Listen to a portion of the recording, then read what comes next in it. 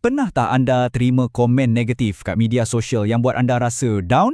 Atau mungkin anda ada kawan yang pernah lalui benda ni?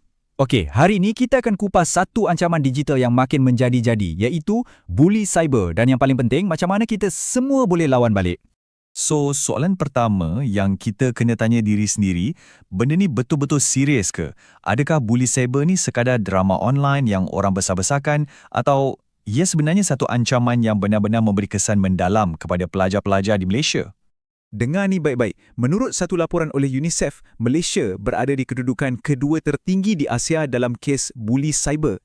Bukan nombor 10, bukan nombor 5, tapi nombor 2. Ini bukan lagi sekadar statistik. Ini dah macam siren amaran tau. Okey, jadi apa sebenarnya bully cyber ni? Macam mana nak bezakan dengan gurauan kasar biasa? Senang je, fikirkan macam ni. Gurauan tu selalunya sekali lalu dan semua orang boleh gelak. Tapi bully cyber, ia adalah serangan yang berterusan.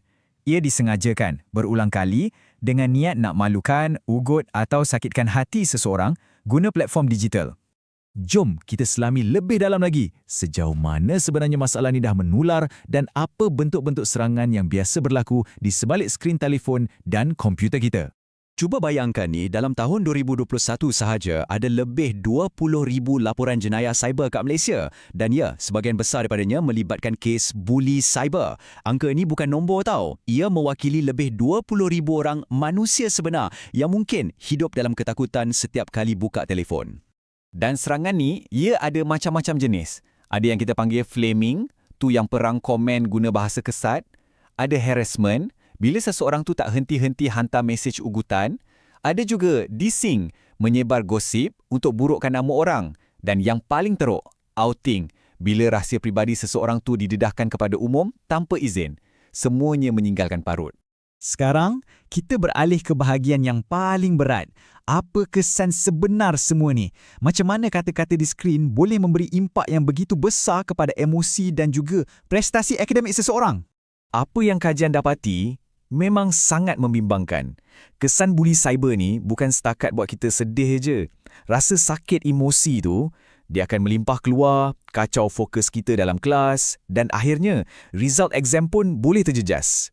Dua benda ni saling berkait rapat. Dari segi emosi, mangsa selalunya akan rasa resah, cemas, murung sampai satu tahap hilang keyakinan diri. Cuba bayangkan, anda rasa macam bawa satu beban yang sangat berat ke mana-mana anda pergi setiap masa. Macam itulah rasanya. Dan bila dah jadi macam tu, apa jadi kat sekolah? Mula-mula motivasi nak belajar tu hilang. Lepas tu grade pun mula jatuh. Lama-kelamaan ada yang sampai rasa takut sangat nak pergi ke sekolah.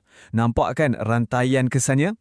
Dan di sinilah isunya jadi sangat-sangat kritikal. Satu kajian di UKM mendapati yang tekanan emosi ni boleh jadi terlalu dahsyat sampaikan ada mangsa yang mula terfikir untuk tamatkan nyawa sendiri. Kita bukan lagi bercakap pasal sakit hati biasa. Ini dah jadi isu hidup atau mati. Okey, cukuplah kita bercakap tentang masalah. Sekarang, jom kita fokus pada jalan penyelesaian. Apa yang pihak sekolah dan universiti boleh dan patut lakukan untuk lindungi pelajar mereka? Penyelidik cadangkan 4 langkah penting. 1. Adakan program pendidikan. Ajar pelajar tentang bahaya dan cara nak selamat online. 2. Wujudkan sistem laporan yang mudah dan rahsia. Biar mangsa rasa selamat nak bersuara. 3. Sediakan kaunseling. Bukan saja untuk mangsa, tapi untuk pembuli juga. Dan akhir sekali, kena ada polisi yang tegas. Tunjukkan yang perbuatan ni langsung tak boleh diterima. Tapi, kita tak boleh harapkan pihak sekolah 100% kan? Sebenarnya, kuasa paling besar untuk hentikan semua ni ada pada diri kita sendiri. Ya, anda. Jom kita tengok apa strategi yang kita boleh guna untuk perkasakan diri kita dalam dunia digital. Anggap ni sebagai kit pertahanan diri digital anda. Langkah pertama, paling mudah, sekat dan laporkan akaun yang mengganggu. Kedua, jaga privasi, set akaun anda kepada private. Ketiga, dan ini paling penting, simpan semua bukti. Screenshot apa saja mesej atau komen ugutan. Dan akhir sekali, jangan diam. Beritahu cikgu, ibu bapa atau sesiapa saja orang dewasa yang anda percaya. Ingat, berdiam diri itu ibarat bagi kuasa kepada pembuli.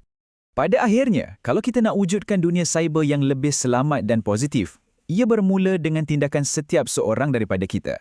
Jadi soalan terakhir saya untuk anda, fikirkan sejenak. Apakah satu langkah kecil yang akan anda ambil hari ini, bukan esok, tapi hari ini, untuk jadikan internet tempat yang lebih baik? Pilihan tu ada di tangan anda.